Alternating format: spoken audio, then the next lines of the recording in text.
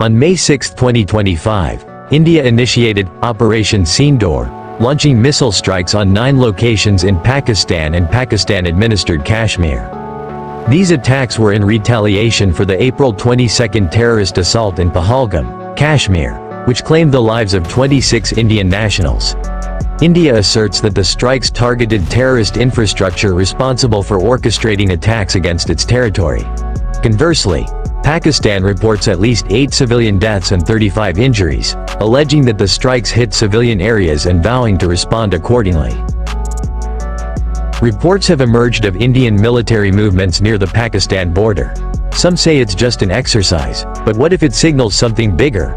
India's missile arsenal is ready to respond at a moment's notice. Operation Sindoor has become a new flashpoint in India-Pakistan relations. Although India claims that the strikes are only targeting terror groups, the civilian casualties suffered by Pakistan are feared to worsen the situation. Many observers are worried that this move could trigger a larger-scale conflict if not immediately suppressed.